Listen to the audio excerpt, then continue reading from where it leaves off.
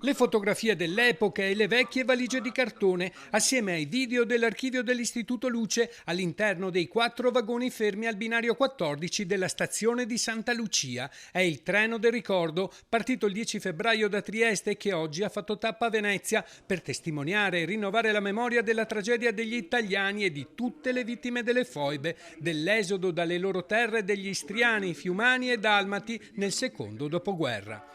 Le note dell'inno nazionale suonato dalla banda della Guardia di Finanza hanno accompagnato la toccante cerimonia alla quale sono intervenuti il ministro per le riforme istituzionali Maria Elisabetta Alberti Casellati, la presidente del Consiglio Comunale Ermelinda Damiano e il prefetto di Venezia Darco Pellos. È una giornata importante perché ricorda tutte le vittime delle foibe, donne, uomini, bambini, anziani, che erano prelevati dalle loro case, ma non avevano fatto nulla, persone innocenti che avevano il torto soltanto di essere italiani. E oggi rivivere in questo ambiente è stato veramente emozionante. Ho rivissuto tutti gli anni passati, prima con il terrore, quando abitavo ancora in Istria, l'esodo e poi tutti gli anni di silenzio che ci sono stati. Un percorso a ritroso per costruire un futuro migliore è il messaggio che accompagna il viaggio del treno del ricordo, rivolto ai tanti studenti arrivati da tutto il Veneto per visitare l'esposizione.